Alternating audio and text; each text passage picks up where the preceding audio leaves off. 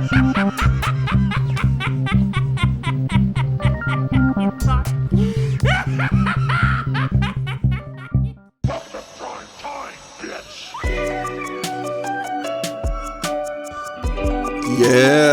yeah,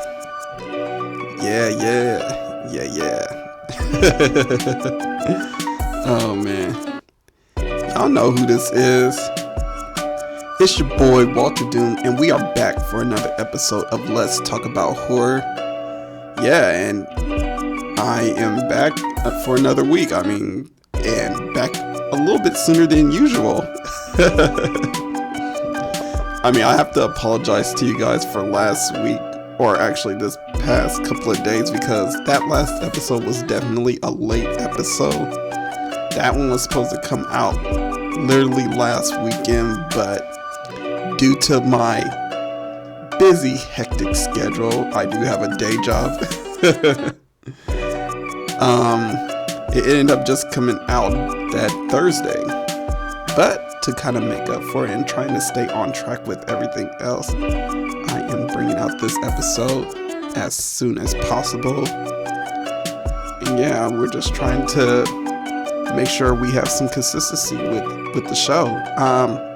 But without all the other unnecessary stuff that I'm talking about, welcome back, you guys. Today we got a real packed show today. It's not gonna be as heavy as like the past couple of weeks. I know I've been hitting you guys with these 2-hour long shows, but this week is not gonna be that crazy. Today is gonna be a couple of topics that we're gonna talk about.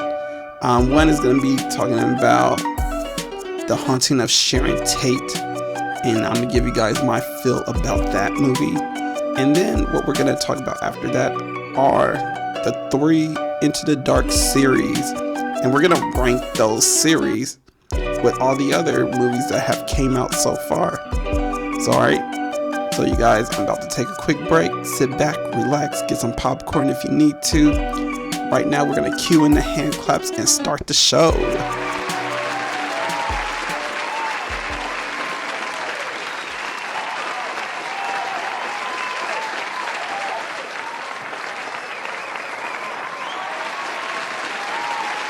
Alright, as we get those hand claps still going, I'd like to give a shout out to my very first comment from last week, from That Cousin Show.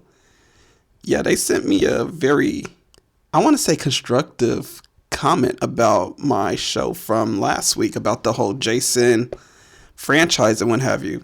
And I don't know how many of you guys were listening or probably got enraged. I swear, I shitted on that franchise so much. But honestly, I probably didn't go as hard as I thought I was going to go on it. I honestly felt like I would have went a lot harder on that franchise and talked way more shit about that franchise than I originally did. But, right now we're kind of early into this, and I'm still trying to work out the format of how I want to rank and talk about these franchises. It's still in the works, but the idea is there. You guys got my input on how I feel about the franchise. Because honestly, don't get me wrong, Friday the 13th is one of the best franchises out there that managed to stand the test of time. Honestly, for people that still want to watch Jason movies and want to recreate his movies for current day, even though there's issues with ownership and what have you. It really says a lot about the franchise. Yeah, even though your kills are kind of repetitive, your story is dull, and the sub stories into the movies are really not that good, it's still a decent franchise. There's a lot worse franchises than Friday the 13th. So like I said, it's pretty much early into the franchise talk. We're not going to have a franchise talk this week because I just didn't want to make a long show for this week. Seriously, making a 2-hour long show, Chucky just have to be like, "What are you, fucking nuts?" And yeah, I mean, after a while, it's just like, maybe I am talking for 2 hours and shit. Thanks for the shout out, That Cousin Show. You're very appreciative or appreciated over here on this side for your comment. And if any of you guys want to leave a comment, you guys are free to. I always say, like, leave a comment, leave a like, follow the socials. Very open about that. But moving forward, since we're not having a franchise talk this week, we are talking about some movies this week, and I was wondering if I should bird box it or not, and I decided to, let's bring back Bird Box or Nah.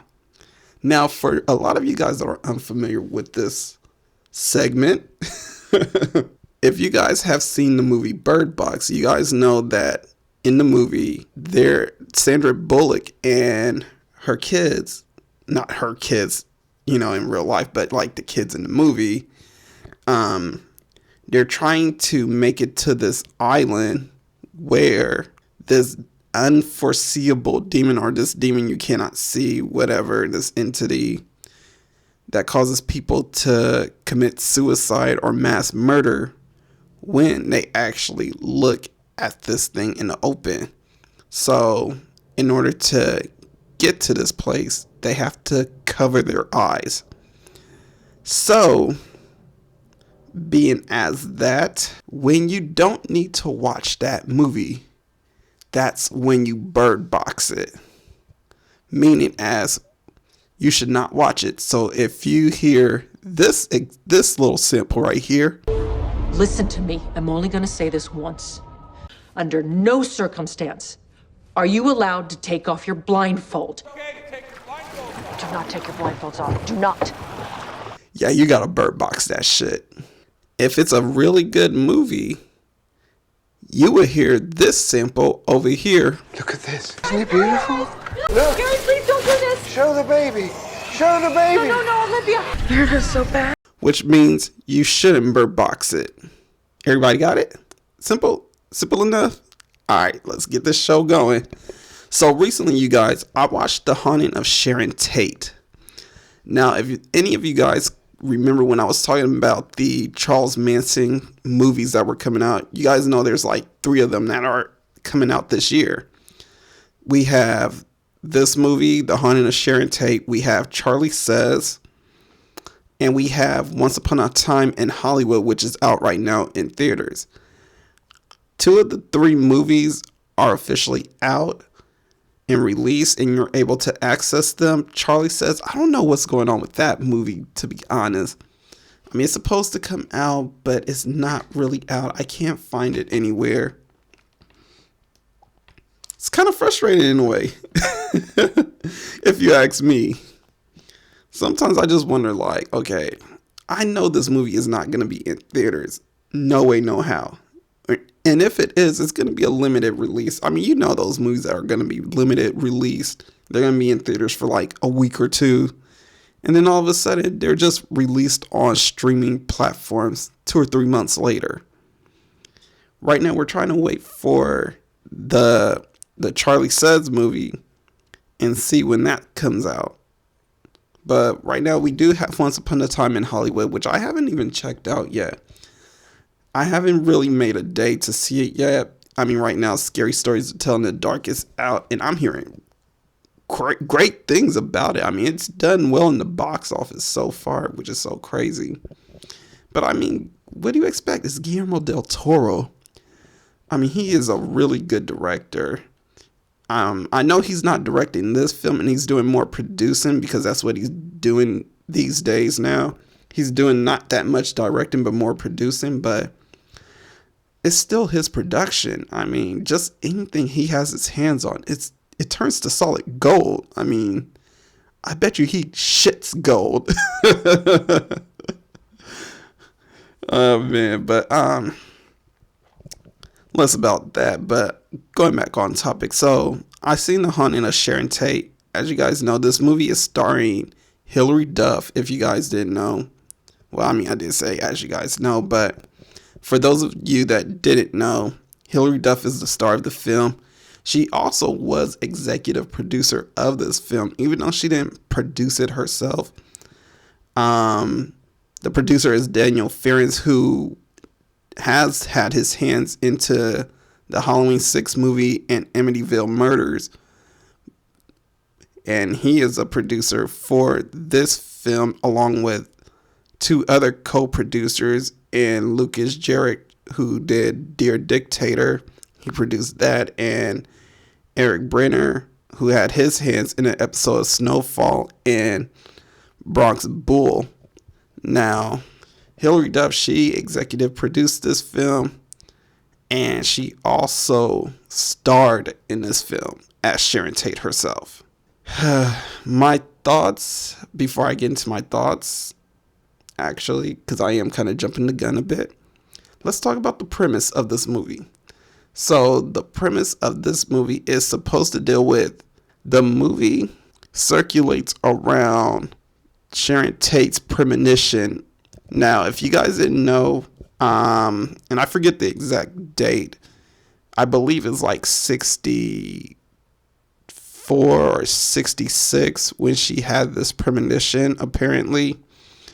Sharon Tate had a premonition about some people invading her house and actually committing murder to her and then boyfriend Jay Sebring.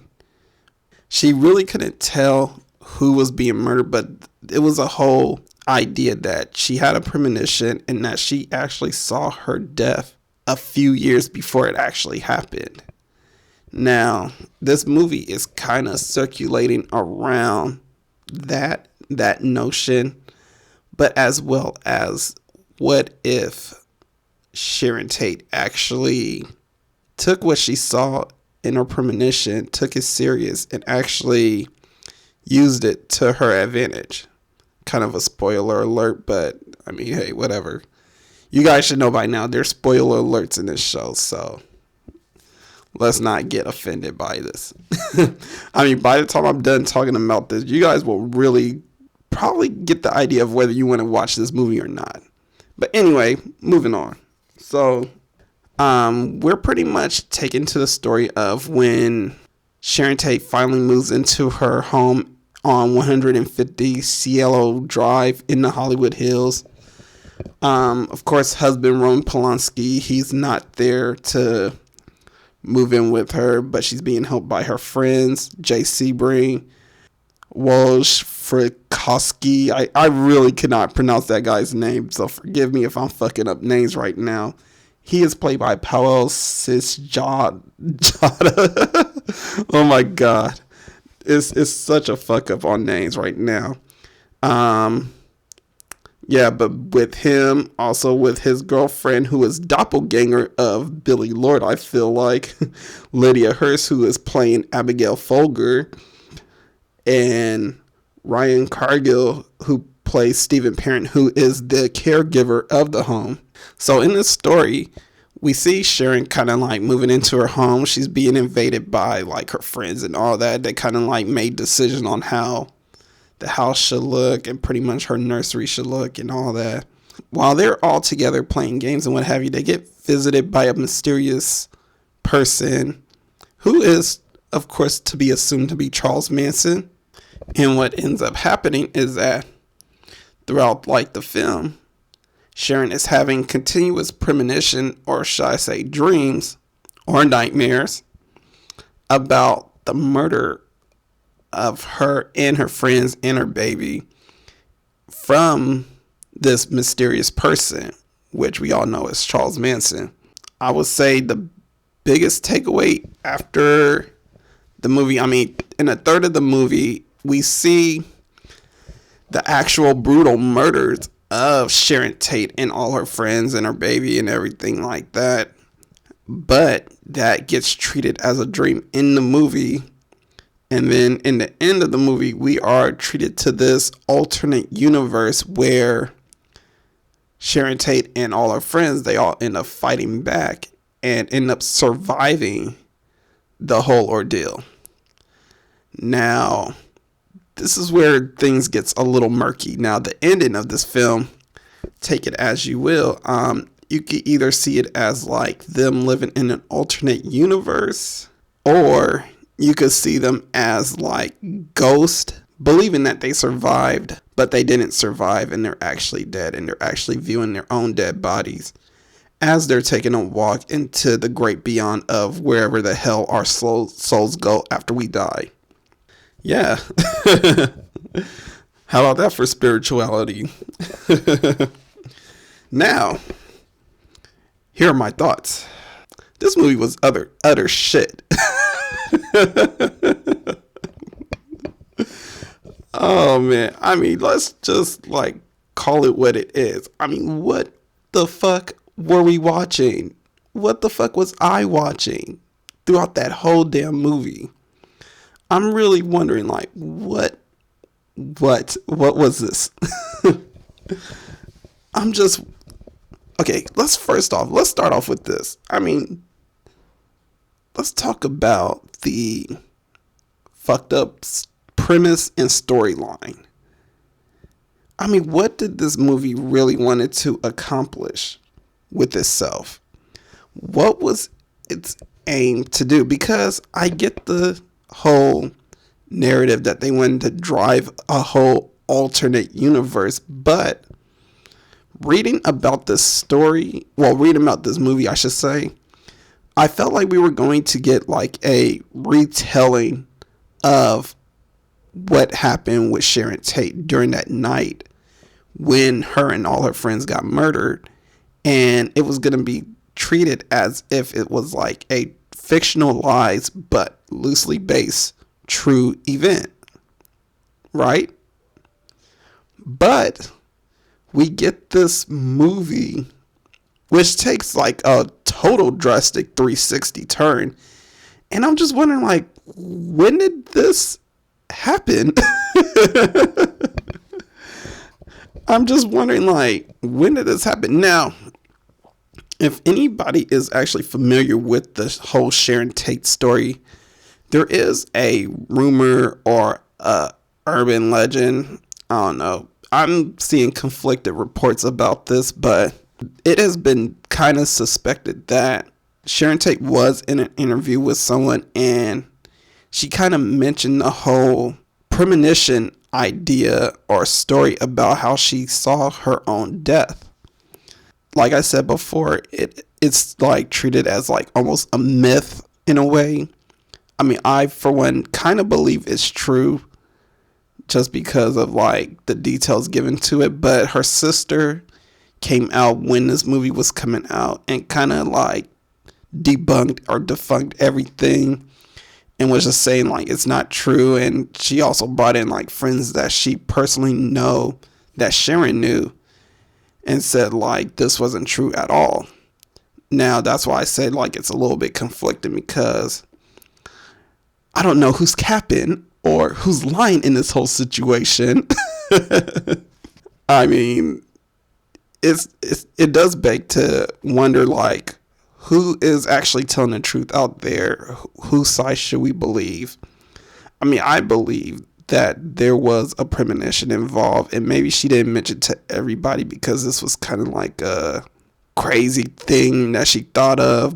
Plus, not to mention that she was also filming a horror movie, which I cannot remember the name of, but I believe like when she was filming that movie, she was actually kind of going through a lot of fear or terror in her own mind, and maybe that's one of the things that kind of came into her head, which sad enough became very true that happened to her throughout the mix of like all the other craziness that came into her head.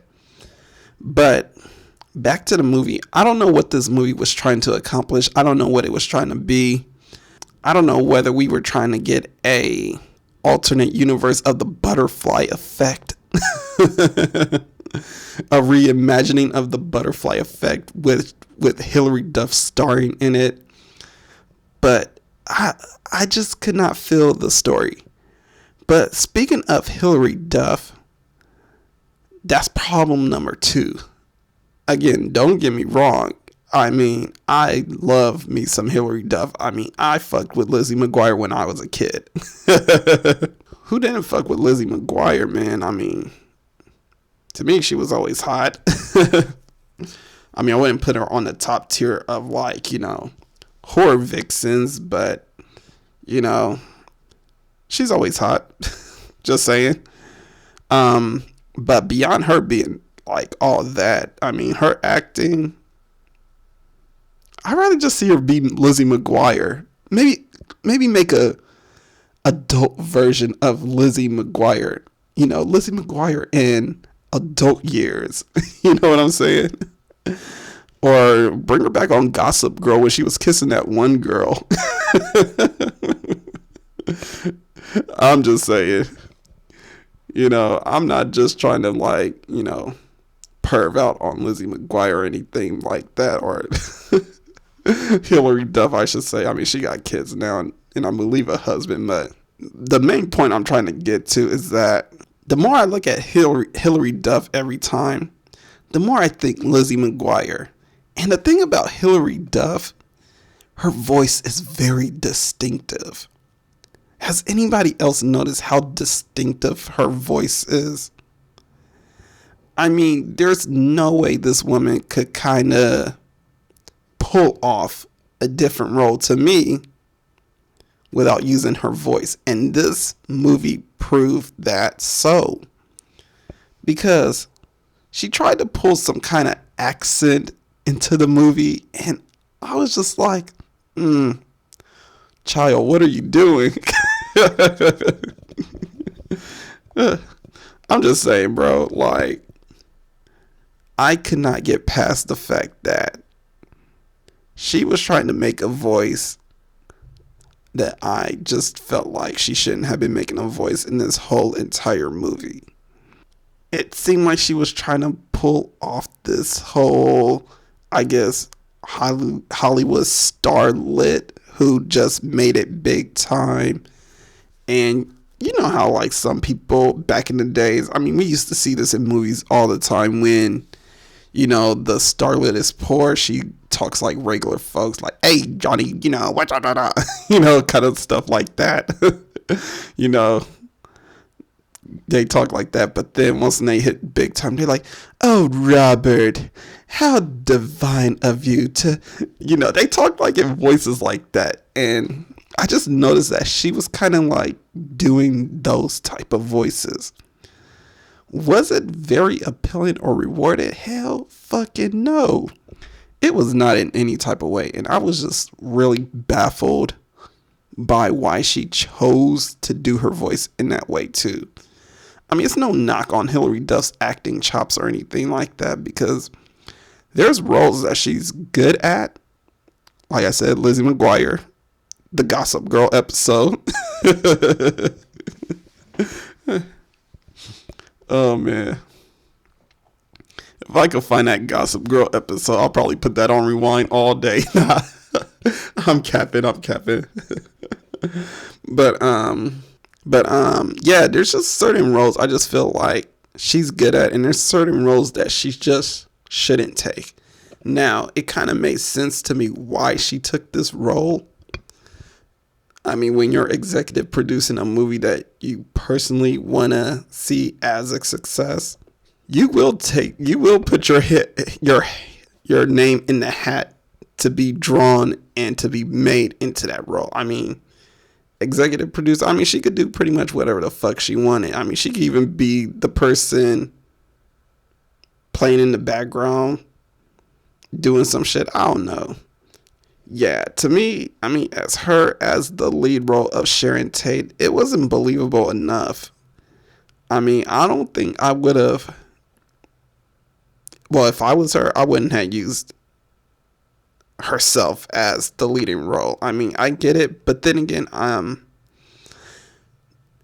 knowing that she has a distinctive voice, I mean, I don't know how aware she is of that, but I'm not saying that she's not aware. I'm pretty sure she's aware of her own voice. I mean, she hears herself like all the time. And I'm pretty sure she used to watch herself a lot on television. So I'm pretty sure she's aware of what she sounds like. I don't know how she felt when she saw herself playing Sharon Tate. I'm pretty sure she thought it was a good role for her. Kind of like expand her acting chops a bit. And there's nothing wrong with that. I mean, there's really nothing wrong with that. But at the same time, it was just, it kind of throws you off a bit.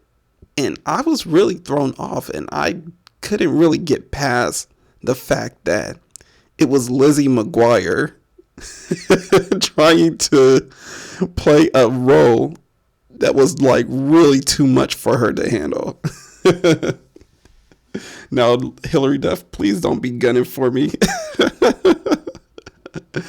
We love you over here at Let's Talk About Horror. You know, your boy Walterdoom, you know. Always loved you in Lizzie McGuire. So, don't gun for me. Oh, man. But it's funny, though, because I said this the first time when I seen the trailer and I was talking about this movie. I said it myself. I was like, this movie seems like Lizzie McGuire trying to play Sharon Tate. And sure enough, I was right. Oh, man. I mean, I'm telling you, like, when she was crying and she was just like getting hysterical about her baby being taken, I just kept hearing all of Lizzie. Just Lizzie, Lizzie, Lizzie. I mean, I was waiting for the two motherfuckers that was friends with her just to pop up and everything so they could get into some mischief. I mean, seriously. But just to not be long-winded about this movie, I mean, were there really any good parts to this film? Actually, there was some good parts. I'm not going to shit on this movie completely. The movie did have very good gore and violence in it. I mean, it was violence that was really graphic in a way. And if you're somebody that's like me, that loves a good slasher film, and as you guys know, if you've been listening to the show for a while, I am a slasher lover. And most of the time, I favor the slasher movies or the gory movies more so than like the ghost tales or the creature features and what have you.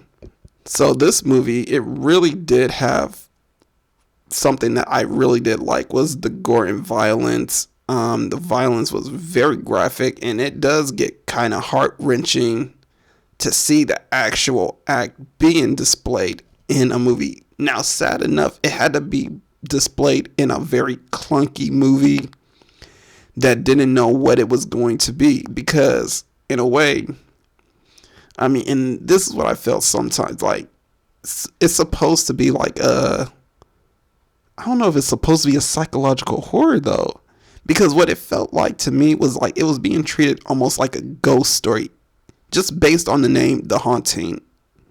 And we all know anything with the name Haunting in the beginning of it, most of it is just ghost stories, you know.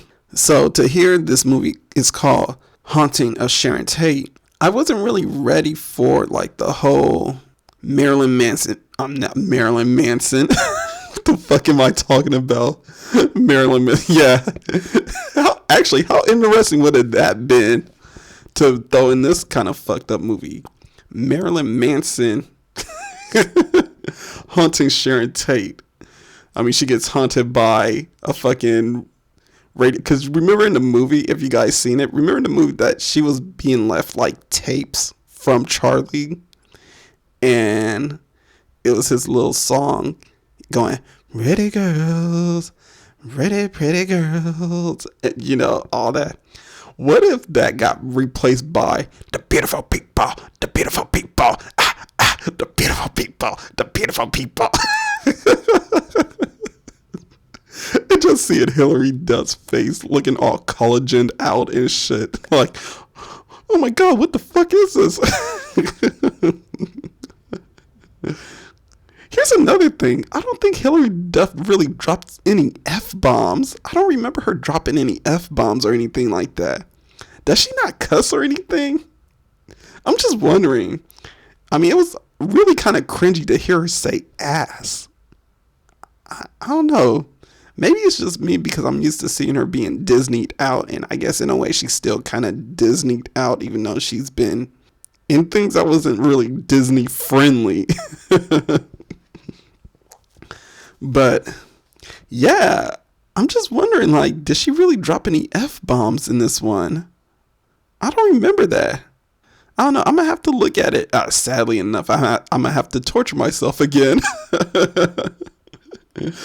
Oh, man. But yeah, I'm going to have to really torture myself with watching this movie again. Just to see. I'm really curious. All right. So here's what's going to happen. I'm going to watch this movie again.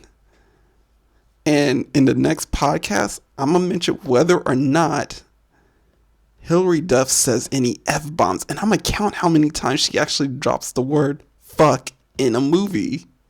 I'm just now really interested. I don't know why this just became like a random thought in my head. I don't know. If anybody else seen this movie, you got to ask yourself too, like, did she really drop any F-bombs in this? Because I'm now just curious. Because I can't imagine Hilary Duff saying fuck, shit, bitch, or anything like that.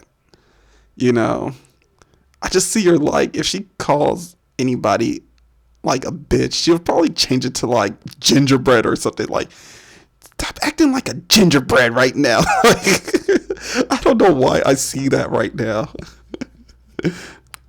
Or if she say like, if she's in a situation where you have to say fuck, she'll be like, oh, fudge nuggets. I don't know why. I mean, it's funny to me just thinking about that. Because I just really can't see her like saying fuck or like anything like that. And I know she has kids and all that. I mean, I don't know what that has to do with anything. I don't know. Just the imagination of like hearing Hilary Duff cuss or anything like that. It just really baffles me.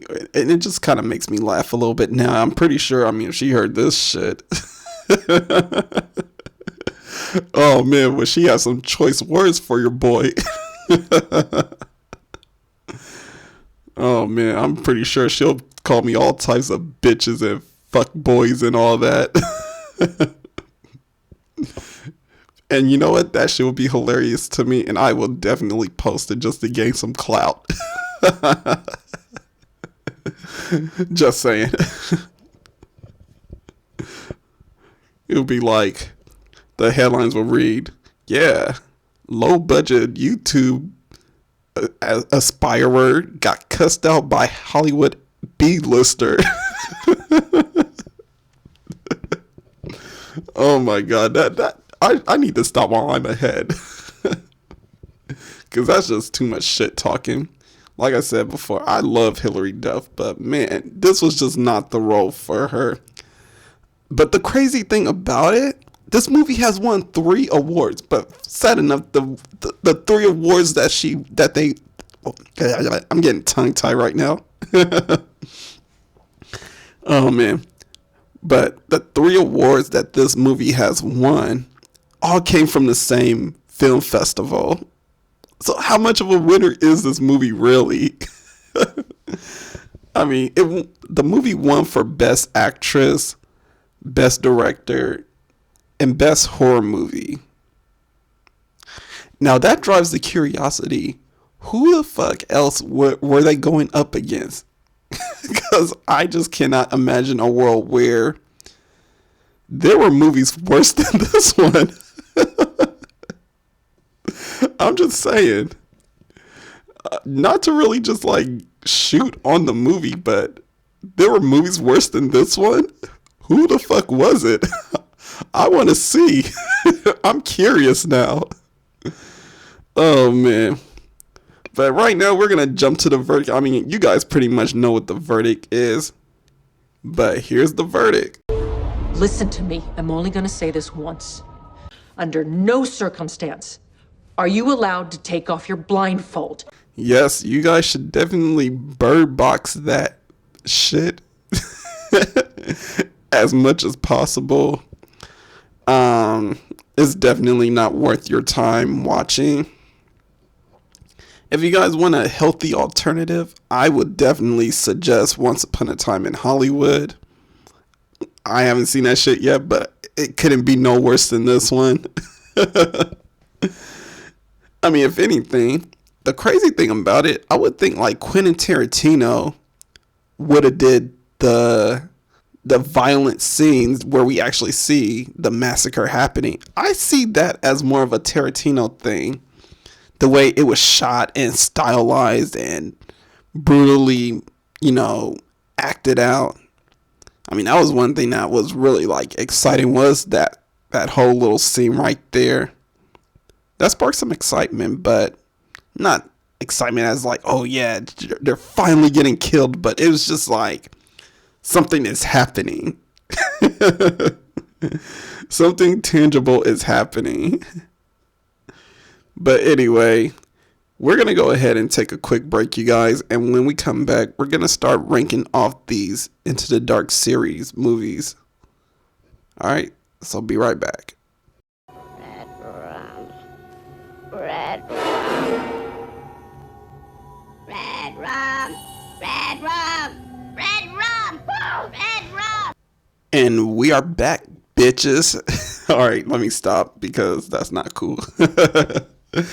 Oh man, but anyway, now that I got you guys' attention, as you guys know, Hulu has been running their Into the Dark series, which is like horror-based holiday movies each month.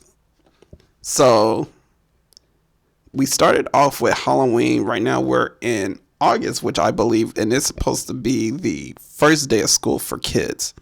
So as you guys know, I've been raking the movies off for a while. I didn't really start off early when they started the whole series, but I did wait a couple of months. Actually, not really. I didn't wait a couple of months. This is because I just literally found the fucking series because of Puka. I mean, Puka is the one that drove me into watching that series, the whole series of the whole Into the Dark series and what have you. And I realize I just said series so many times. I'm trying not to say words like repeatedly a lot. But besides that, yeah, Puka is the first movie that drove me into watching the whole series of this, and I'll say maybe around New Year, New You.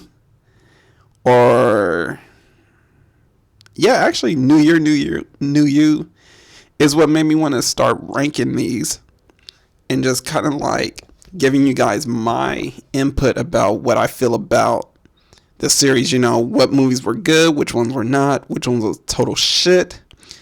As you guys know, the current rankings right now, before we get into like the newer movies that have been out for a while, and I know I owe you guys like 3 movies. Oh man, I was like, you know what? I was gonna like do They Come Knocking and Culture Shock, and you guys kind of already had an idea based on, I believe, 2 podcasts ago about my feelings towards those 2 movies. I'm gonna go into detail about how I really feel about those movies in a minute.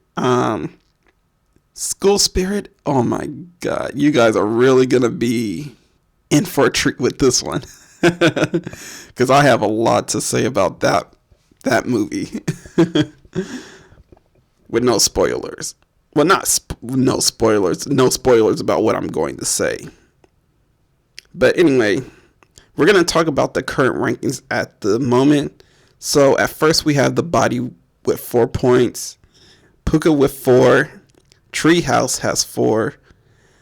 Down is actually switched up with All That We Destroy. At first I had All That We Destroy ranked higher than Down. But, and here's my fuck up on this also, I been miscalculating some movies. Yes. I have wrote a rating system down, and I've been kind of miscalculating some of the movies that I've been ranking. So some of the points I had to go back into past episodes. I had to look over my notes and see what the scores were, and I had to rescore a lot of the movies. So right now, the ones that was really just like messed up was between Down and All That We Destroy. So it should be Down with 4 and All That We Destroy with 3.8. After that, we got I'm Just Fucking With You at number 6. Number 7, we have New Year, New You. And at the lowly bottom is definitely Flesh and Blood. All right. Now we talked about the rankings. Let's talk about the newer movies that were out. So as you guys know, They Come Knocking was a Father's Day episode. It is starring Clayne Crawford, who plays the dad Nathan. Also starring with him is Josephine Langford, who plays Claire, Leah Moloff as Maggie, and Robin Lively as Val, who is the mom who passes away with cancer. And in the story, after the mom passes away, the dad Nathan takes his daughters to a road trip that him and his wife used to go on, and they are on a little camping trip to say goodbye to the mom. Now, that's the premise of the movie.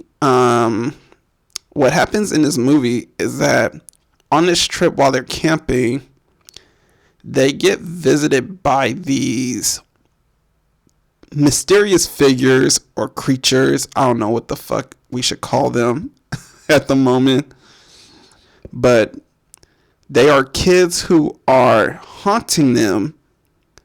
And their goal is to kind of get inside their trailer to, I guess, pretty much kill them. But anyway, what happens in this movie, Nathan figures out that who they're after the kids or the demons try to trick them using Val as a apparition who appears to Nathan and the kids. They end up snatching Maggie, who is like a 10-year-old or whatever, and pretty much they're holding her hostage and what have you. And I guess they're trying to get Claire also, who's like supposed to be the teenager of the family or whatever. Nathan figures that who those demon kids were after, they weren't after him, they were after the kids. So, in order to kind of like find a way to get rid of them, he figures he has to destroy the memory that's holding him with these demons who are trying to destroy them.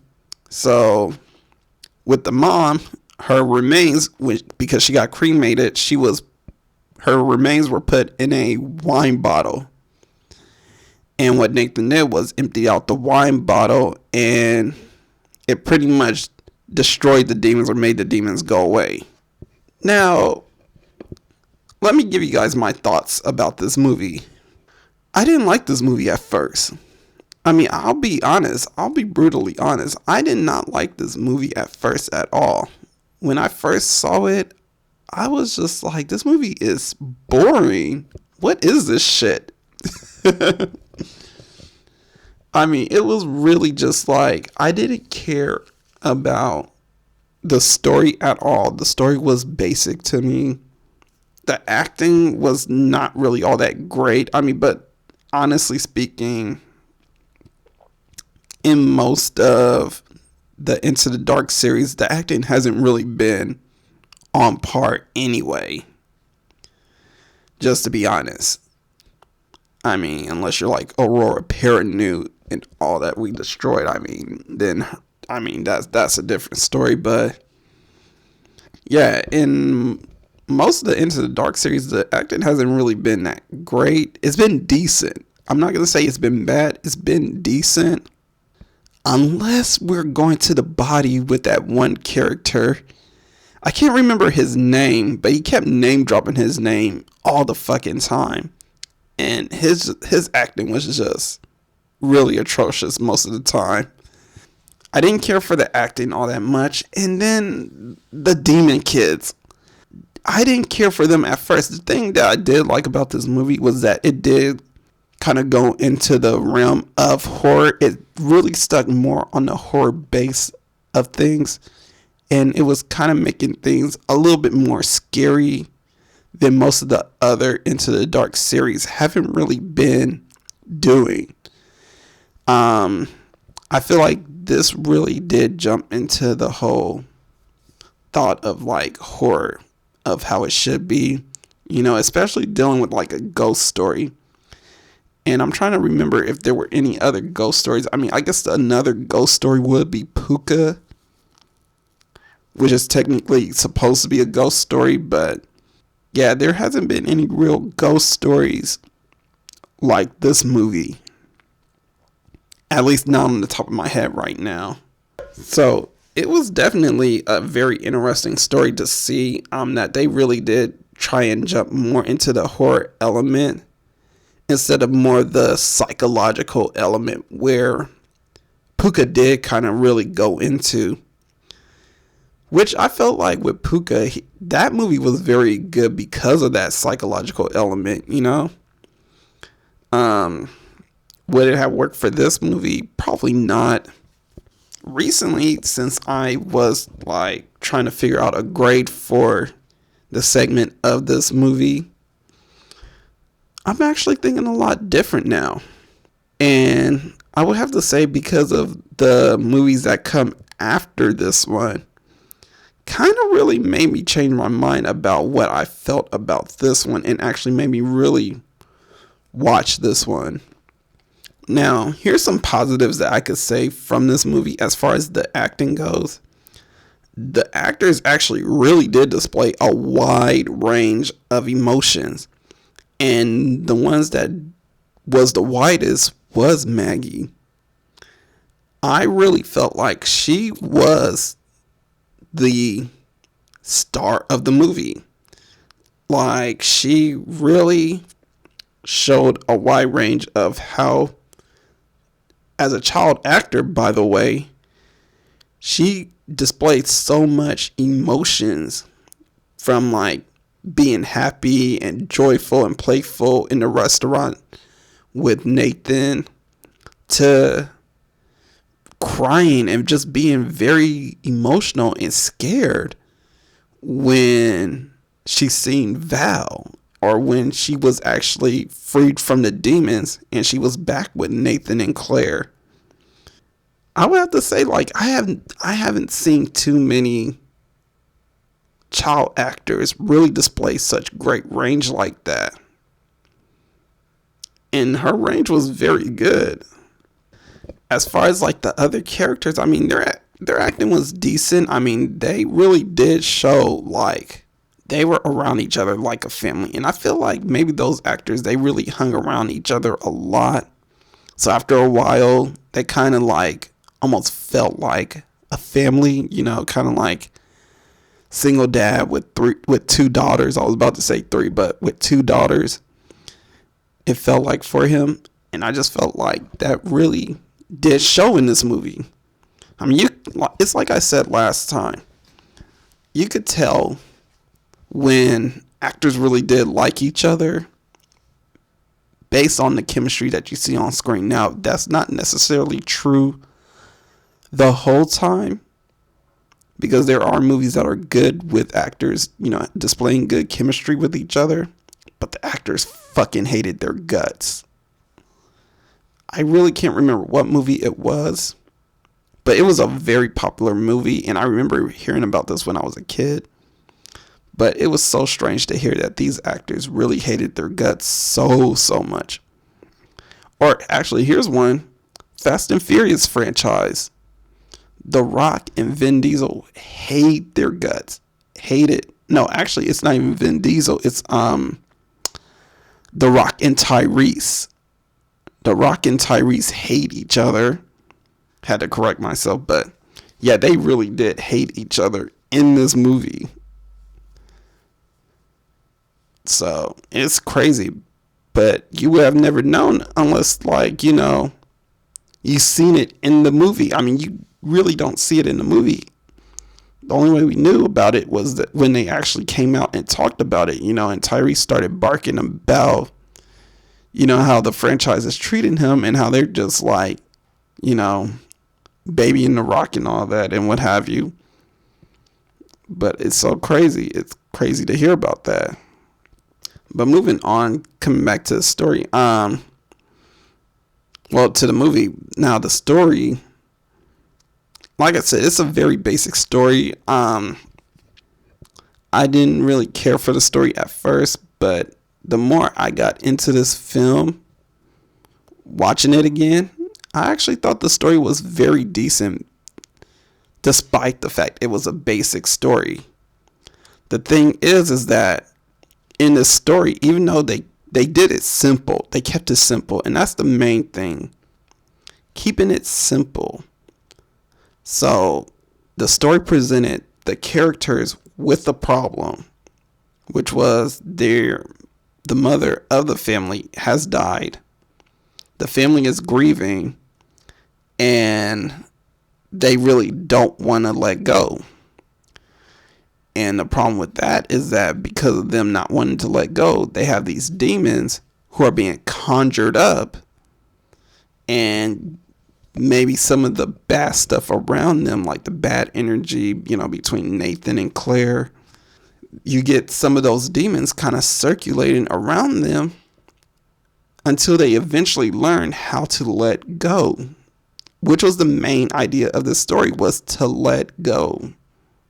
And I guess the metaphor for they come knocking, I mean, it's like, it could be seen as a metaphor, like, you know, all the problems you have, they're right around the corner, or they'll be knocking at your door, trying to come in to stir up more mess and to steer you into further, like, depression and what have you.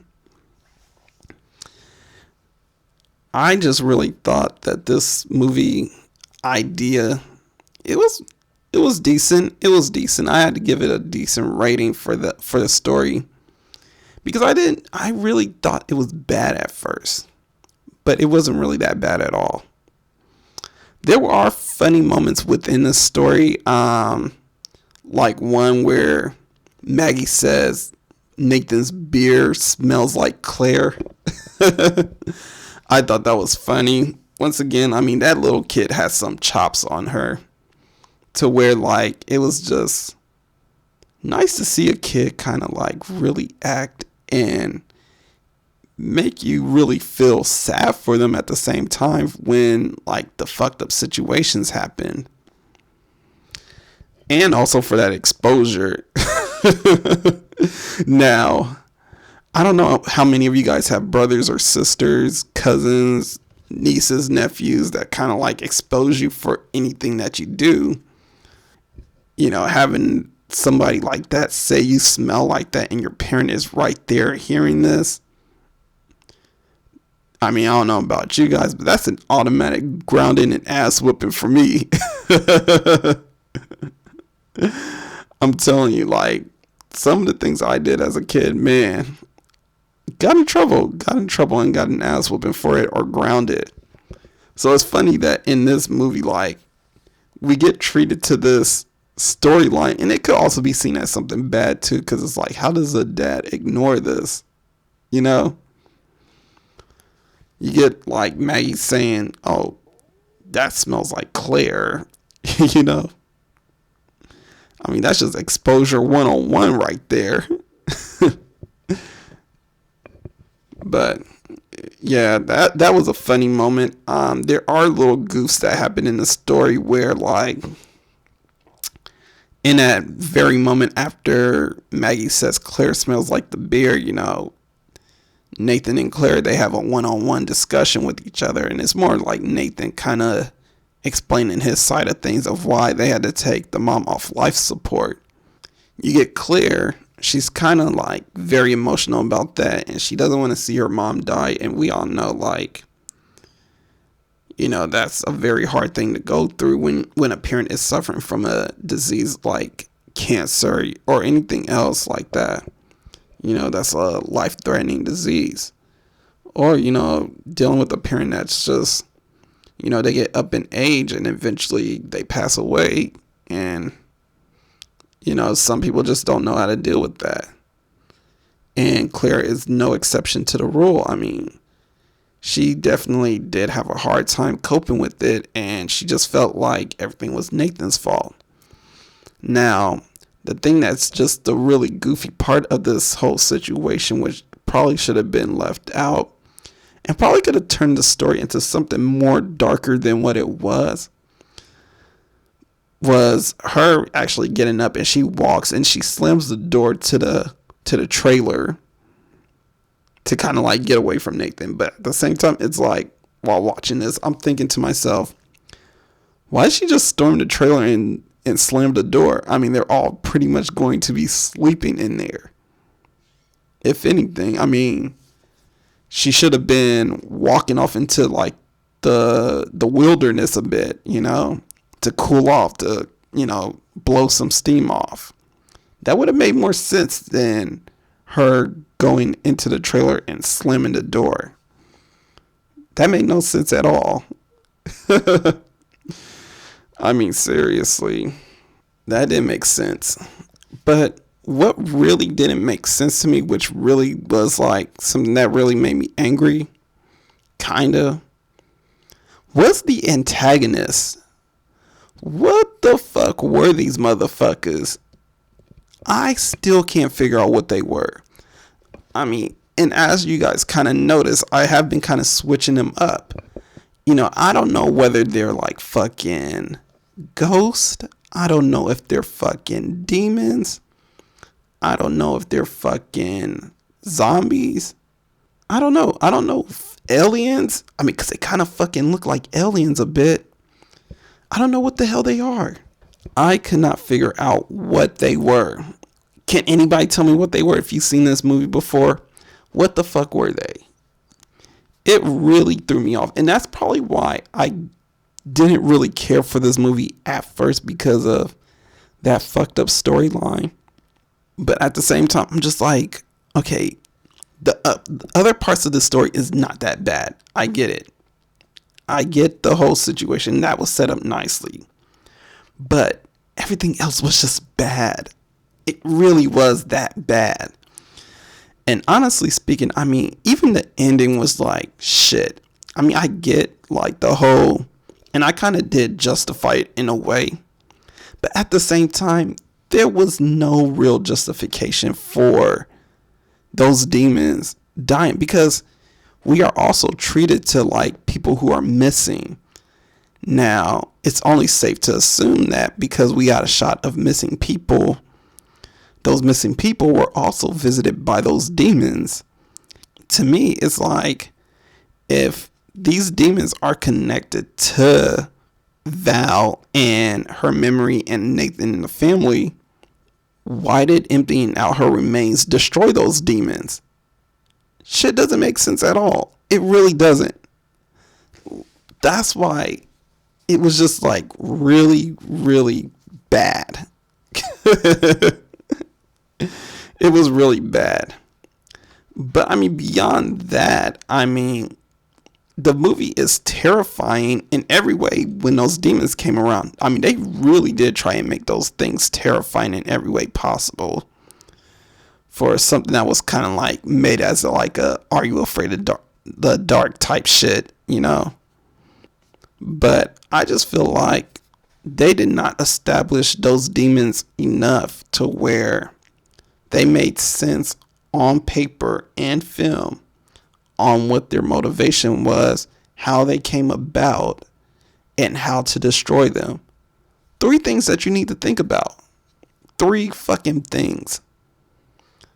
So yeah, I mean, just ended it all. This movie was definitely decent. It was good. Where it falls on my ranking, it actually comes before I'm Just Fucking With You.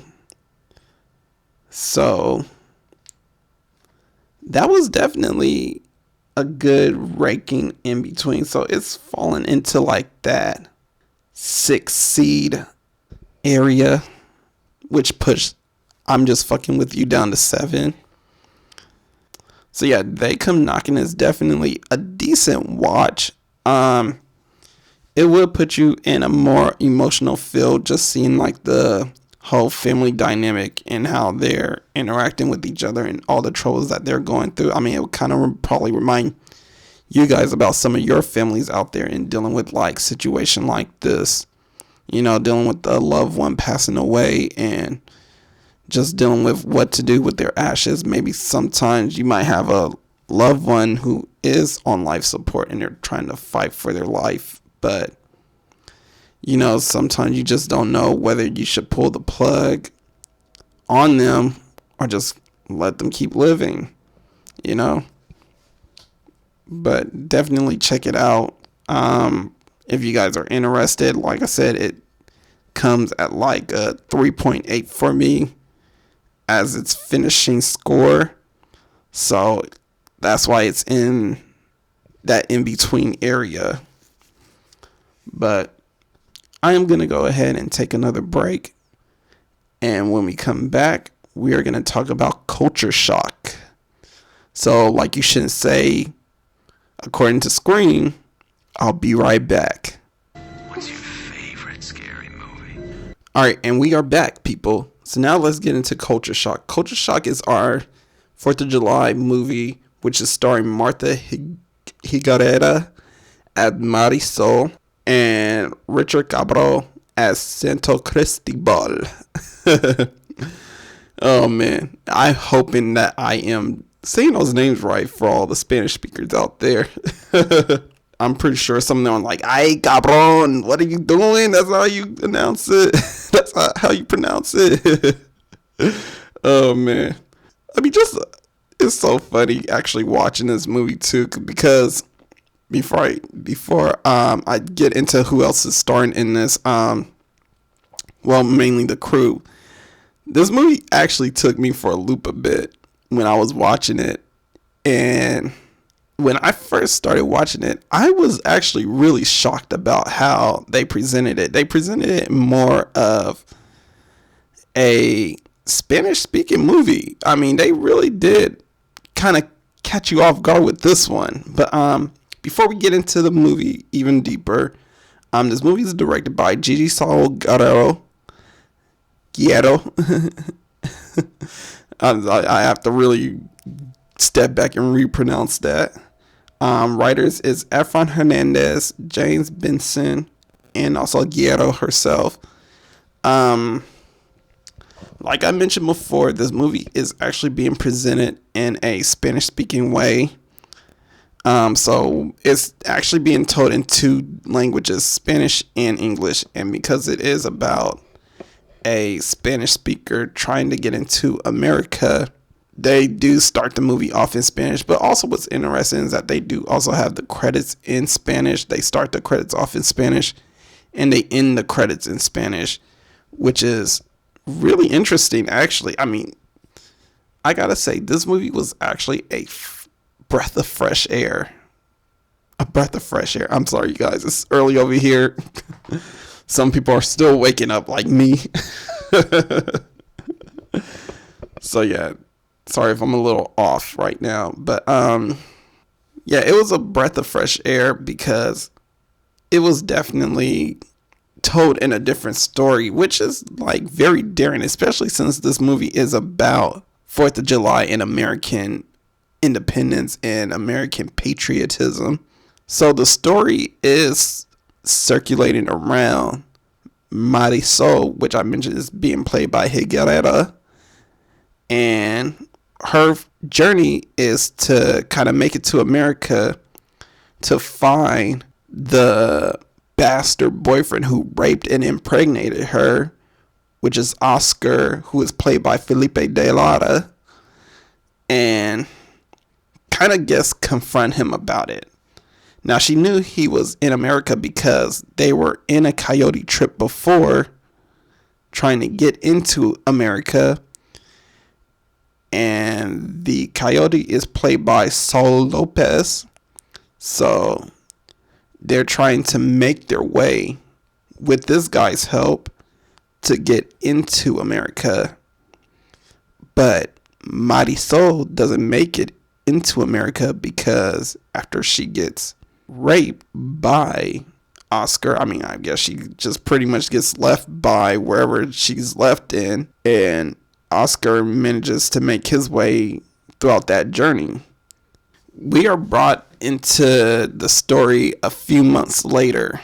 Marisol is trying to make her way back to America, not to go in as a citizen and live a better life, but now just to find Oscar and show him the baby that she's about to have. Now, jumping kind of ahead, because she does end up having the baby in the movie, so it's safe to assume like she is like 9 months into her pregnancy already, and she's trying to make a trip going into America. So during her, I guess, hunt to try and make it back in, she finds the coyote who left her behind, and she is paying him again to try and make her way back into America. Well, back to America, I should say. He is reluctant to take her money at first, but he ends up taking her money, and he tells her like, hey, I don't have time for you if you get too tired or anything like that, because now you're caring for two. So you better be with us, keep pace and what have you. Otherwise, that's it, She pretty much makes the offer, and she promises not to tell the police about the coyote or anything like that. They end up making a deal. She meets with El Zorro, who is going to transfer her to the stash house. El Zorro is played by Oscar Camacho, who was definitely a very, I gotta say, entertaining character at the moment. And I only say entertaining because of his dynamic with Santos.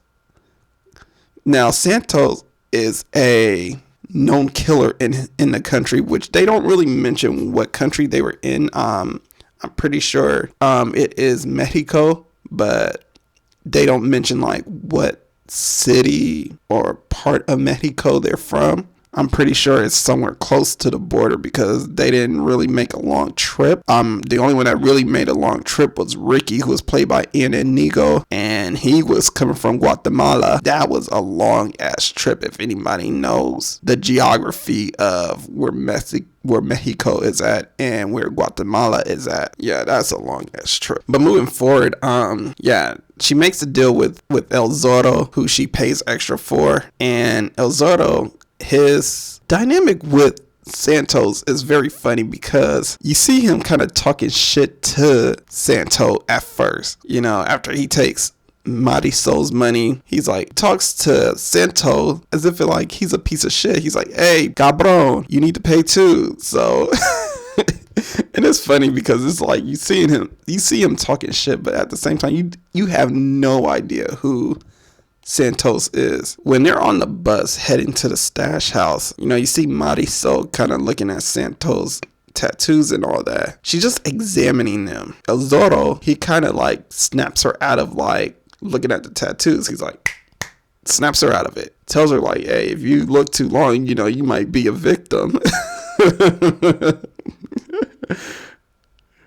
So she's asking questions about who he is, and he's telling her like, well, look at his tattoos. All those tattoos is you have to earn those tattoos, and it's not from missionary work. His words in the movie, by the way, which is very like entertaining to see. So she asks him, ¿Cómo te llamo? What's his name? And he was like, his name, Santo Cristobal.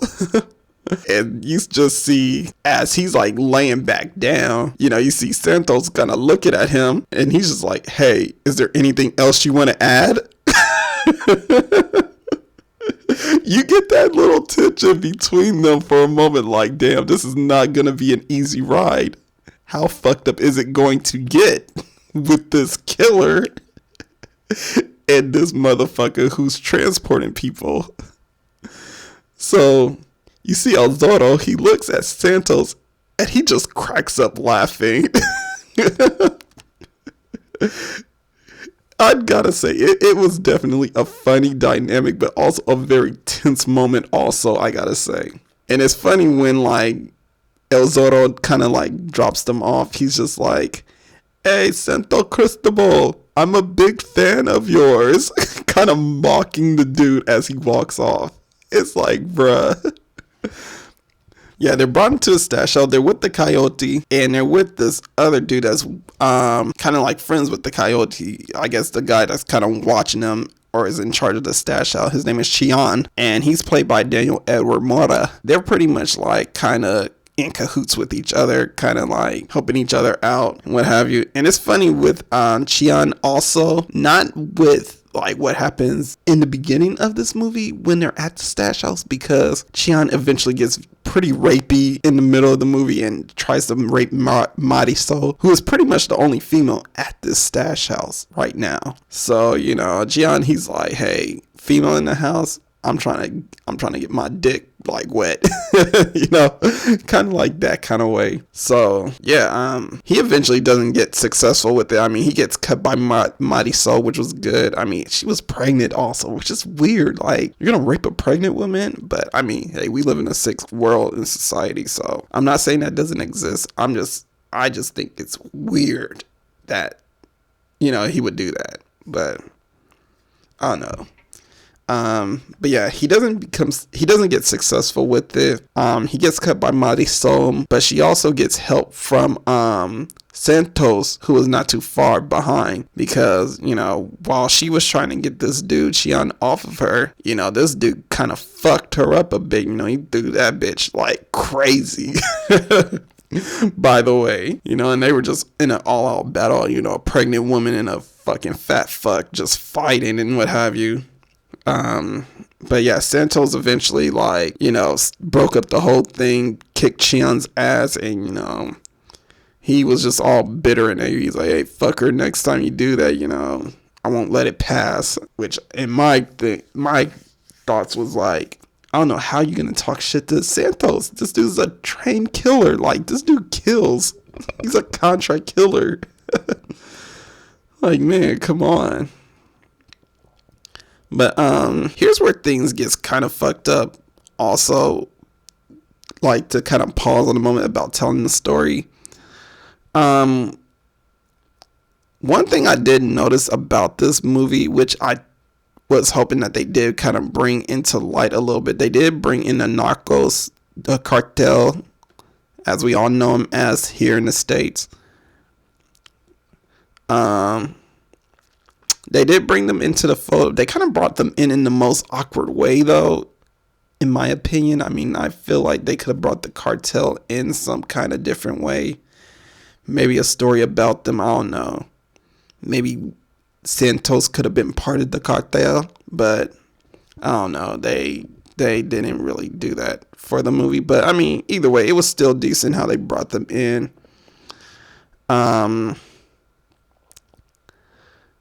This movie was definitely really geared on, like, the travels and the trials and tribulations of Mexican culture or Latino culture, really. Dealing with stuff like that, you know, between, like, the drugs, the cartel, and just, like, the journey of how hard it is to go and cross the border from, like, you know, whatever country they're coming from, whether it be Mexico, whether it's Guatemala, whether it's Central America, Salvador, I mean, Belize. I mean, they could be coming from any of those countries or islands also, you know. And most of the time, I mean, they're here for a better life. It's interesting also that they did kind of put a contract killer in the mix of like people who are trying to search for a better life. As we all know, we are going through like the whole immigration issue, you know, with Trump and all that, and how he hates like the whole border control and all that. You know, he doesn't like how people are crossing the border illegally coming into the country. And this movie does play a role in this. I mean, they kind of play on the facts about that also. So yeah, it was just interesting to see like them use somebody who is like a contract killer and he's trying to cross the border also. But not only does it make it interesting how they talked about like stuff about border control, but it also talks about the journey of, like I mentioned before, the journey of trying to like get from whatever country they're in into America, because going through those coyotes are not really good, man. Like there's stories about like how people who do cross, they end up getting left behind. They end up dying of heat exhaustion, starvation, malnourishment. Not only that, sometimes they end up getting killed along the journey, you know. Some people end up getting like murdered, or, you know, sometimes accidental deaths also. I remember I read this one story, or I seen this one story about a family that was crossing the border, and they ended up dying because where they were crossing was like a river, or I think a river or a lake or something like that. And they had to swim across, and the family themselves, they did not know how to swim. So what ended up happening was that they ended up drowning in the process of trying to get across this water. Tragic in every way, actually, because it's like, this is the amount of risk that they're willing to take to just try and live a better life. And the same goes for like the character Ricky, who was a character who eventually was running out of money. And when you're like a person being smuggled by like coyotes and all that, and you run out of money, it doesn't necessarily end in a good way. So they kind of played that story in to the movie also, which kind of gave you like this whole emotional feel of like, damn, what is going to happen to this kid? You know, all he's trying to do is just get to his family, and that's about it. But fortunately, like the character Marisol, she ends up paying for Ricky so he could kind of make his way into the country. It's kind of a sad dynamic, actually, if you think about it. I mean, just to know those stories and what have you. But yeah, they continue their journey and they make their way. They end up getting in contact with the narcos, like I mentioned, the cartel. But what ends up happening is that after they pretty much like get in contact with those people, Marisol ends up finding herself into like a strange new world where now she could speak English.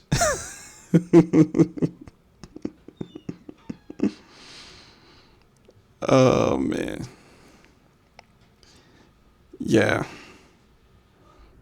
So she's pretty much in this new world now, this new world, you know, assuming that it's America. They don't really specify what town they're in. I mean, it doesn't look like California, nor Texas, nor Arizona, or anything like that, but they're definitely in the U.S.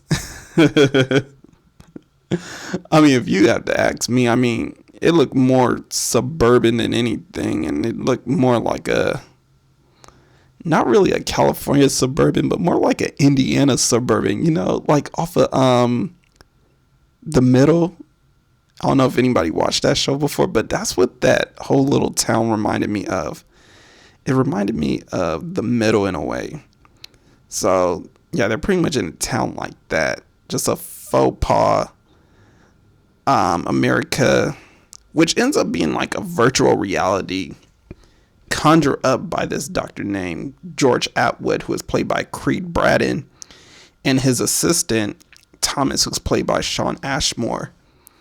So we learn in the movie that this whole government funded program is to capture illegals and put him in this simulated world just so they could not come into the country.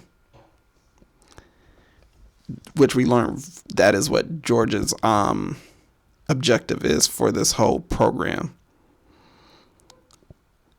Now, eventually, I mean, because of Marisol, who isn't really affected by the psychoactive drugs or, you know, the tranquilizers, I should say, she ends up finding her way out of the virtual world that is being given to her. And her and Thomas kind of like make this mutual agreement to kind of like get her out of there after Thomas learns that what his boss is trying to do is not trying to give people an easy transition into the American lifestyle, but to try and keep them out, like I mentioned before. So with the help of Mr. Santo Cristobal, Marisol and him eventually make a plan to where they actually uprise against the government program and actually find a way out of there. But while in there, Marisol finds Oscar, who is also in the simulated world and who she also sees in the simulated world. She finds him, shows him the baby, which she does have when they come out of the virtual world, and she ends up killing him at the end.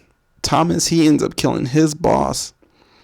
Santos and a few other immigrants, they also battle with the guards and start killing them.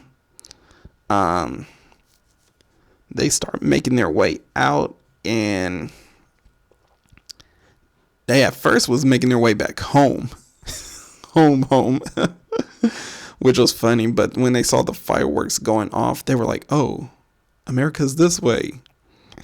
So what ends up happening is that we're at this crossroads with Marisol and Santos, and what ends up happening is that Marisol ends up going back home to her home, and Santos, he ends up still making his way to America because of, you know, for him, he can't go back home, unfortunately, because, you know, he got a price on his head. He's a killer, you know. So, yeah, he needed to get out of the country for sure. But, yeah, that was the story. So here are my thoughts about it. I don't even know where to start.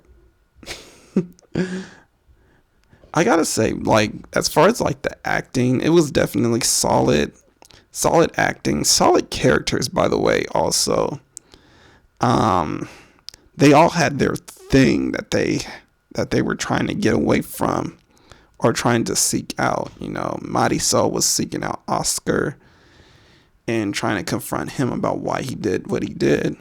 You know, you got Santos, who was trying to make his way out of the country because, like I mentioned before, he had a price on his head.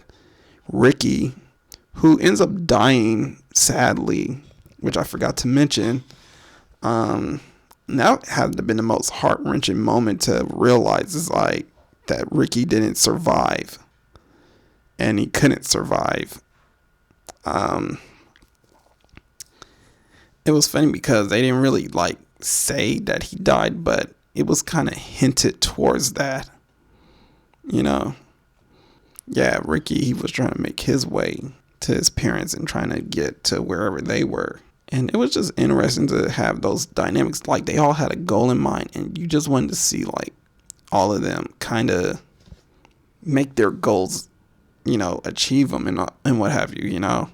I mean, even with, like, Santos, who we're supposed to, like, kind of view as, like, a character that we shouldn't care about. Well, at least for me, I felt like he was a character I should not care about, but ended up caring about anyway when, you know, he was trying to make his way out. And the reasons why he was making his way out, I mean, they didn't really put him too demonizing. I mean, you saw that he was still like a person of God and what have you.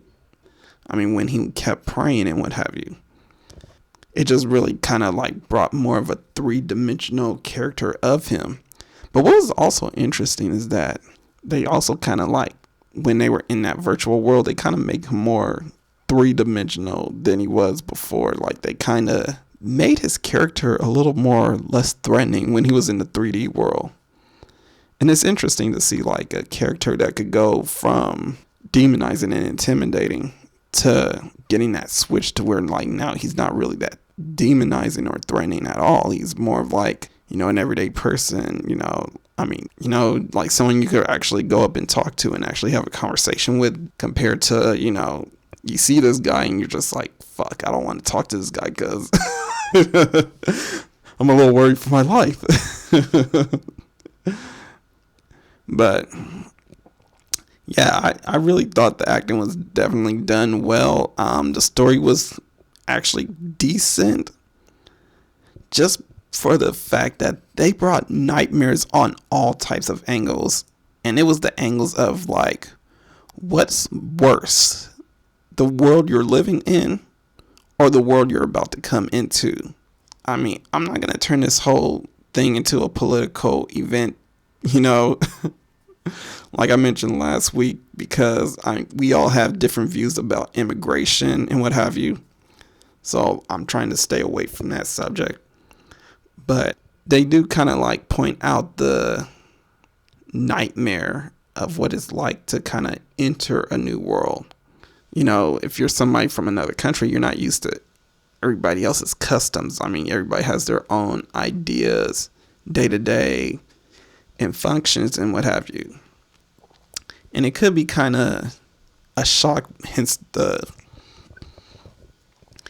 title of things that you could kind of endure, you know.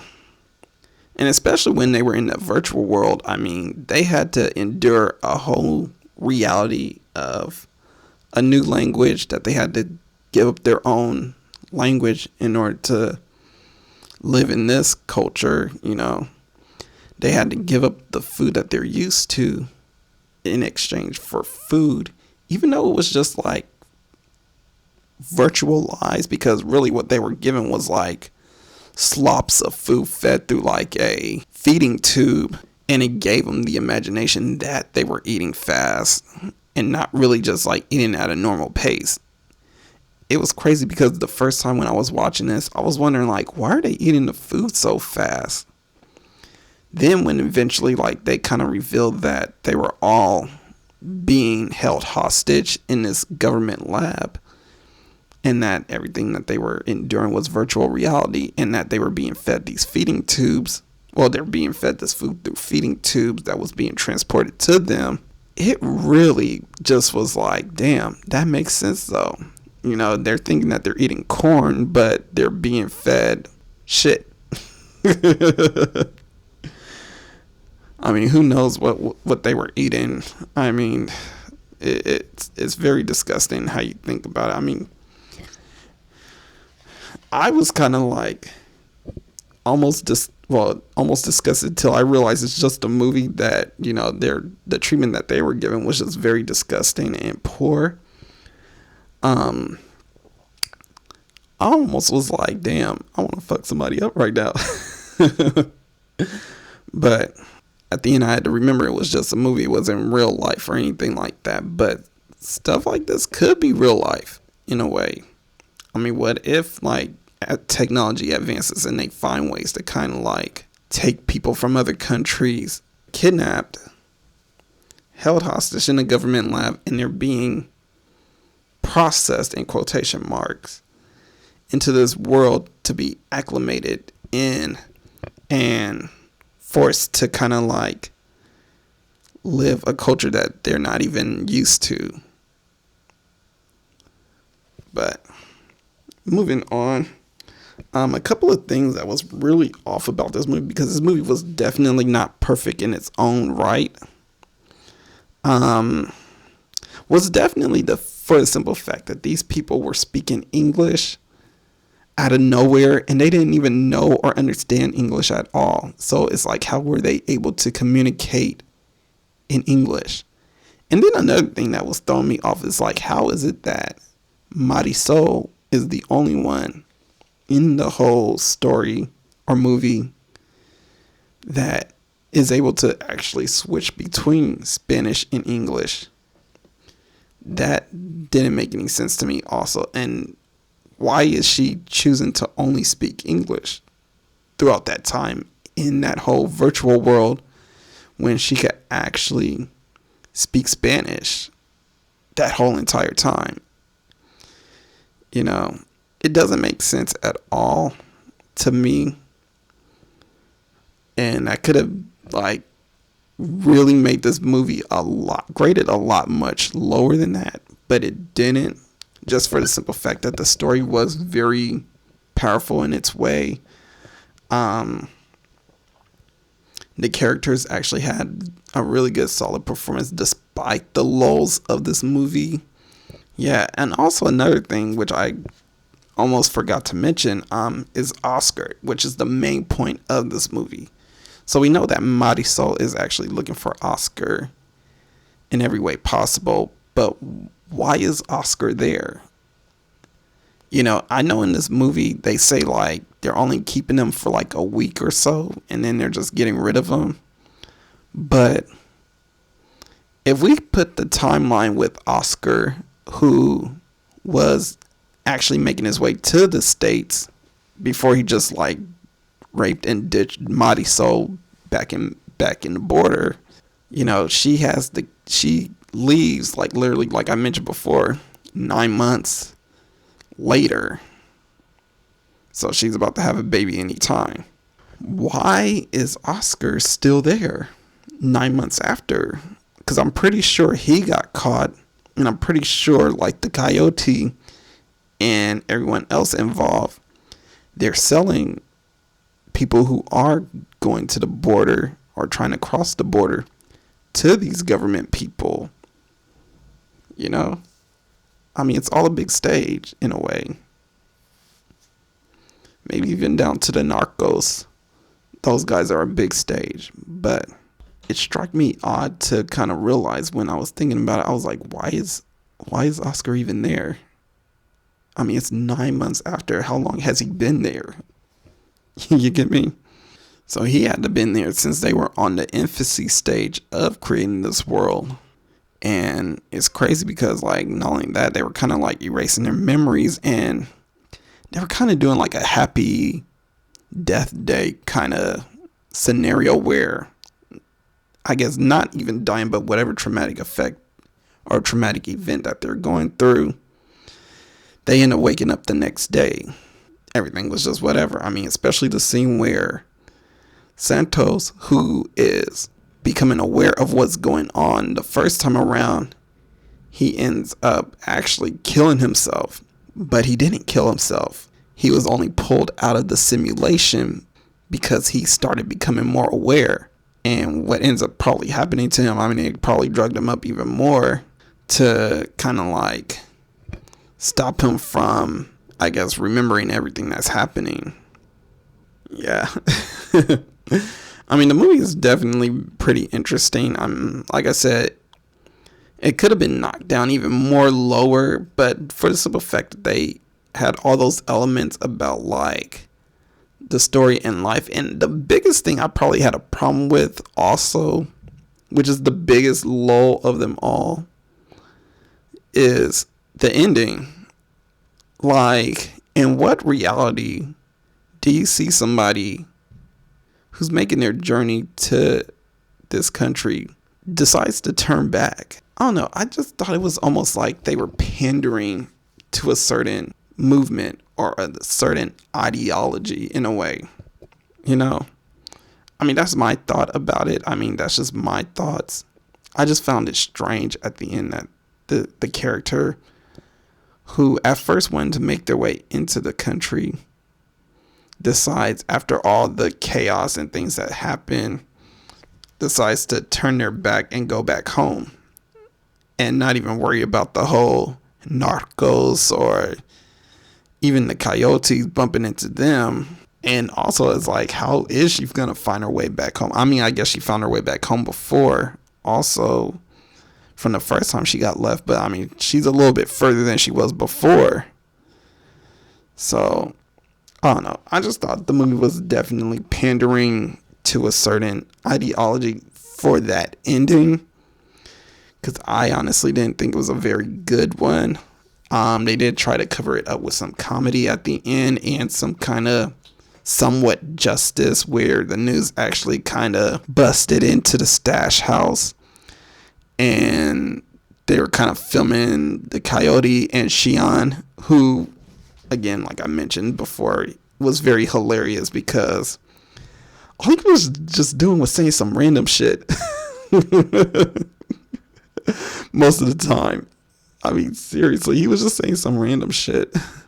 But yeah, they were really trying to cover themselves up. But yeah, they did that to kind of like, I guess, make the ending a little bit more lighthearted or a little bit more funny. Especially with Trump's tweet at the end that they mentioned. I mean, they don't mention that it's Trump or anything like that, but we all know who they're talking about. The president that's against border, against, I guess, the border and all that, and want to have more border control and what have you. I mean, we all pretty much know it's Trump. So, yeah, I mean, as far as an overall grade, this movie also ended at a 3.75, along with They Come Knocking, which I actually rounded off to 3.8, by the way. So, Culture Shock, I kind of put it over They Come Knocking, just based on the factor of what did I enjoy a little bit more. I have to say, I mean, realistically, I would think Culture Shock would have been top rated. At first, it was top rated. At first, I mean, we were going to hear the air horns go off, and then we were just going to be like, yeah, we got a new number one. But then after further analysis, because at first it started off as a 4.1, by the way. It really did start off as a 4.1, and it was definitely going to be top dog. And for me, I mean, not to say that it wasn't right. I mean, I had to really think about okay, before I really put this as the top movie, was it really that good? And where was I asking questions? Because if I asked way too many questions about this film, it wasn't top dog. It needs to give me more answers than questions for it to be top dog.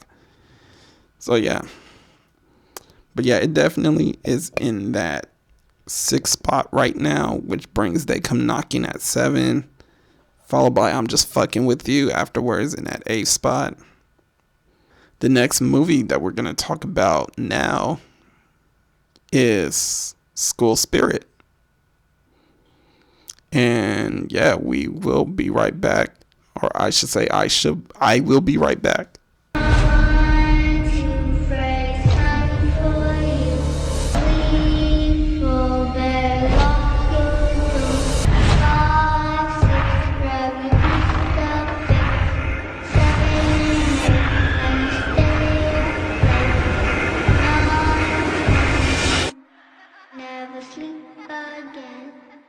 Alright, and we are back, and we're going to talk about the last movie that came out this month, actually, which is School Spirit. Now, School Spirit is supposed to be the first day of school type movie, but this movie doesn't really deal with the first day of school, actually. I mean, I think it's more capped than anything. It literally just deals with the first week of school, which I don't even know why they called it the first day of school type movie. I mean, that's already bad enough. I mean, you're starting off on a bad foot with me. But yeah, it's supposed to be the first day of school story. The movie stars Annie Q, who plays Erica Yang, who is supposed to be the straight A student in this film. And she's supposed to be the model student, but she is caught doing something where she gets in trouble for something. And she is pretty much put into detention with other delinquents. Now, what happens is that during this detention time, these delinquents, they are patronizing this vice principal named Mr. Armstrong, who is played by, ironically, Hugo Armstrong, right? Who'd have thought? He has his last name. But yeah, the vice principal turns out to be an alcoholic who is getting divorced from his wife, who has found love with another man. What these delinquents do is they get high during detention and start telling ghost stories, mainly just about the school spirit who kills bad kids. Yeah. That's the premise of the story. What we find out in the movie, though, is that the school spirit is actually none other than one of the delinquents, which is Brett Calloway, who is played by Corey Fogelmanis. And his reasoning for killing off these students were that they were bringing the GPA average down for the school because the school wasn't getting funding. And not to mention that the school spirit, according to the urban legend, is that the school spirit died because of a heart attack from water being poured on her from a prank gone wrong. So students hid her body in a cellar, and he is actually the son of the school spirit who is supposed to be haunting the school. So technically it's just him killing off the students. Yeah, so let's start off with talking about some acting for a second. I want to act like I didn't even watch this movie. For starters, I mean, this movie is, how can I say, basura, if we're gonna take something from the last segment or from the last movie. This movie was trash to the max. And I gotta say, the acting is definitely terrible in this movie. It's crazy because before I actually seen this movie, I was kind of hyping this up to be like a slasher film that is kind of like classic of like maybe Scream or I Know What You Did Last Summer, because I was definitely right about the trailer, because the trailer did portray the whole slasher aspect of the film, but it didn't hold up its deal of actually a good slasher. It was actually more B-rated than anything, like one of those parody movies of like Scream or I Know What You Did Last Summer. It was more like the worst version of You Might Be the Killer. It literally was that. I mean, there's nothing more you could really say for a terrible movie like this. I mean, between the bad acting from majority of the characters, especially the character Vic, who is played by Julian Works, he was probably like the worst offender of them all. And I have to say the reason why is because each time he gave not a facial expression, but that is all about what it is. Each time he said his line, maybe like a combative line or a line where it had to display somewhat of an emotion, his facial features were just all very bland or very pensive, or just it looked weird. Like, I don't know, just like looking at it, that was the one thing that caught my attention most while watching this movie, was the facial features. And it didn't really help in any type of way. Not only was his acting really bad, but I mean, so was Lizzie. Like, she was played by Jessie Case, I believe. And just throughout her lines, I mean, it was so weird seeing her say like a line or whatever, and she just chewing her gum, and it just made it so weird. I mean, her lines always came off as awkward the way she delivered it, and it seemed like she felt awkward about delivering those lines. Another bad like actor in this was the character Jason, who was Erica Yang's ex-boyfriend, who was played by Jordan Austin Smith, and his lines were sometimes very cringy and what have you. I mean, especially when he came in like contact with Brett and they were kind of like in this whole little combat with each other, and he just delivers this real cringy line about how like this guy is forcing her to smoke weed and all that, and it's so weird. I don't know, the acting in this one, it just seemed like if it was more of a comedy movie, I could give it a pass. But knowing that these movies are kind of like, you kind of have to take with like almost a bit of seriousness to them. You know, I mean, because in no possible way did they try and make it a comedy. If they try and make it a comedy like I'm Just Fucking With You, it's easy to pass it off as like an average movie, you know. But because it wasn't really a comedy, it was more cringe than anything. Along with the bad acting was the bad story. I mean, I talked about characters and stories being bad before, but this one had to be the worst one. And what made it worse is like, well, for one, I mean, the story was definitely the worst possible story conjured up. I mean, the characters, they really didn't have no real motivations at all besides Erica Yang, who turned out to be the biggest sociopath in the whole story. I might have to say. I mean, we're probably talking about how Brett, who was the killer, and how much he's a psychopath, because his motivation was to try and he had more motivations than any other characters of them all. I mean, he had the biggest stake. I mean, he wanted to protect his home, which is the school. But my question to me was, how does no one realize he's living in the cellar? I mean, don't they have like maintenance staff who clean up the school? Don't they have people that kind of paint the walls or whatever? I mean, I'm pretty sure somebody would have noticed that there's a wall that leads into a secret room in the cellar that hides pretty much every bad kid's dead body in there. I mean, it's so weird to me. I mean, it's like, how does no one not notice that?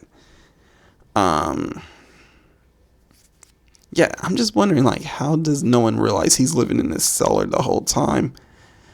He's been living there for like the whole entire 4 years of high school. How does no one know? Also, how does he eat? What does he do for food? I mean, I'm pretty sure he eats the food in the cafeteria or whatever, but that's during school hours. What does he do when it's like not even school hours? I mean, how does he eat? I mean, that probably is why he's so skinny, right? Because he doesn't eat. But besides him being a psychopath and having like the total purge mentality, which is another thing I noticed about Brett. I mean, he definitely had a purge mentality of like killing off the bad kids to make sure the grade point averages stays at a good, you know, above rate, like just mediocre to above mediocre level. I mean, isn't that the same thing what the purge was doing, making sure like the poverty rate or the homelessness rate stays at like an all-time low and unemployment stays at an all-time low by getting rid of those people who aren't working or people who are definitely poor? Definitely some purge mentality right there on Brett, but also some Norman Bates mentality also, where his mom, who is actually dead, he had her rotting corpse with him in the room with him the whole time, all those years, and he talks to her and answers for her, just like how Norman does in Psycho. So it's so weird, I mean, to see that, and just to know that he was also pulling a Helga from Hey Arnold by building a shrine, you know, dealing with Erica. I mean, it's so weird. I mean, that character really had like a warped perception of this girl, Erica, which we're about to talk about in a minute, because his view of her was totally different from what she really is, which is a sociopath. I mean, him trying to stop her from drinking. She's probably drunk before and probably drunk at many parties, but no one has like really spread rumors about her. He couldn't stop her from vaping, but I'm pretty sure it wasn't the first time she smoked weed before. He couldn't stop her from having sex with, well, he actually did stop her from having sex with Jason, but the way he calls it is him taking away her virginity while under the influence. But it's like, what she really wanted to begin with. You know? So, I mean, all of this, it's almost relative to the movie Unsane. The movie that I talk about in episode 2, I believe, or episode 1, where the character Sawyer Valentini, which is played by Claire Foy, her character is pretty much a sociopath also, you know, where her stalker, David Strine, has this warped perception of her as being perfect.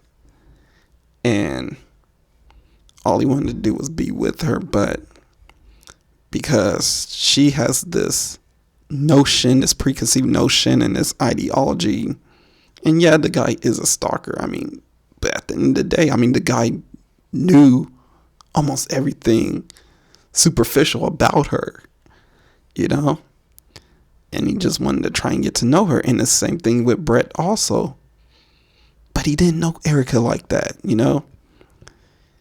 Because Erica was definitely someone that she was not perceived to be, but she built herself to be that way because of, well, school, man. I mean, she'll do anything to get into a good college, you know? Lie, cheat, and steal, man. Eddie Guerrero, you know? So, I mean, for Brett, I mean, yeah, it sucks for him that he thought, like, he found this perfect angel who is a top model student, but she was no angel. I mean, she cheated all the time. Here's the thing that also caught me, like, weird. Like, she was, like, telling Brett how, like, she had sex with Jason, like, 27 times and gave 3 different guys blowjobs and all that. This is how you know this is geared to, like, teens and all that. And, you know, because when you're a teen and you're starting to do stuff like that, I mean, yeah, y'all count the many times.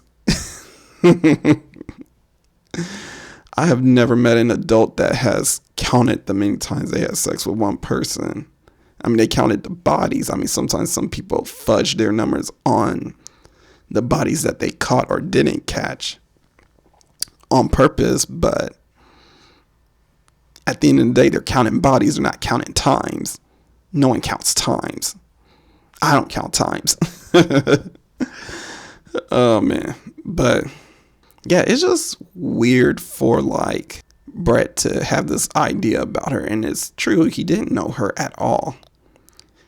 But at the same time, he really wanted to be with her. But was it a good story at all? It definitely was not. I mean, ooh, we got a model student who is actually doing bad shit. Wow. I mean, she sounds like a normal person. I mean, that's all that came off to me. I mean, she sounds like a normal person. Now, here's somebody that I feel like was really very undervalued. I really do feel like Lizzie was more undervalued than anything. I feel like because they made her character so goofy in a way, and not goofy as in like, you know, but more like, you know, they try and make her bad on purpose, and I guess she just deliberately disobeys the rules. I mean, kind of like any other team, right? You know, rebel for no reason. But yeah, they really kind of undervalue her because she low-key had some smarts to her. You know, especially when, like, Brett came to the classroom. I mean, he literally came straight to the classroom. How did he know they were in that classroom? He didn't know where they were at. But yet he was there. And Lizzie didn't want to open the door. But because of Erica, who she was putting her trust in, she opened the door and ended up getting killed. Now, here's one thing I could say that was awesome also about this movie was the one death scene where Lizzie took an axe to the head by Brett. I'm telling you, man, that had to have been the most awesome thing in the movie because it was supposed to be a slasher and we were supposed to get crazy death scenes, but we didn't really get that many crazy death scenes. I mean, most of them were kind of, I feel like, off screen anyway. Well, not really off screen. It wasn't as great as it was. Yeah, so just to see like the whole axe going to her head, it really made it very interesting. But because I don't want to spend too much time on this because there's really not much to really say about this movie. I mean, this movie was really actually terrible in every way possible. I didn't really care for it. I mean, no matter how many times I watched it, and I watched it a couple of times, and it didn't get any better for me. Which is why this movie finished off with a 2.4 for me, which, drum roll,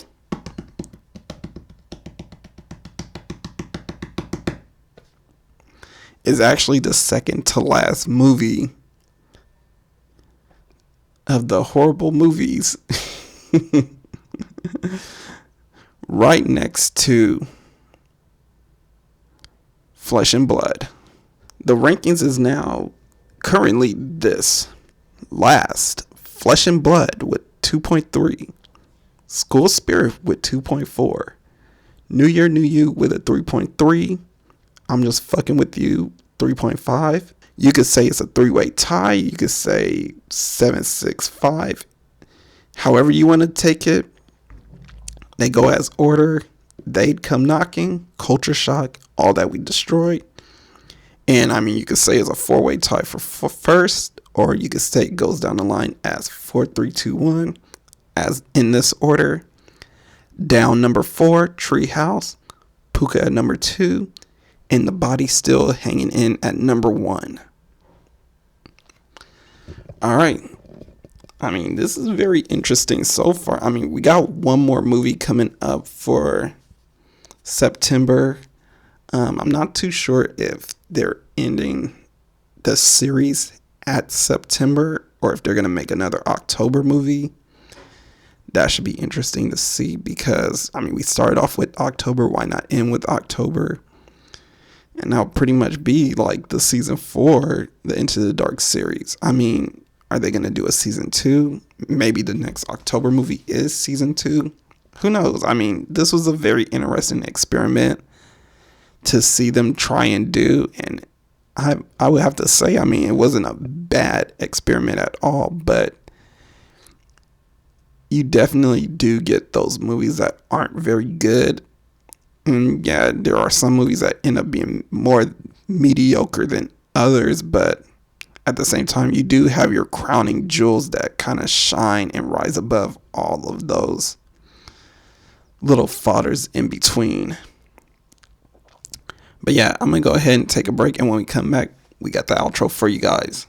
Wendy, darling, light of my life, I'm not gonna hurt you. You didn't let me finish my sentence. I said, I'm not gonna hurt you. I'm just gonna bash your brains in. I'm gonna bash them right the fuck in.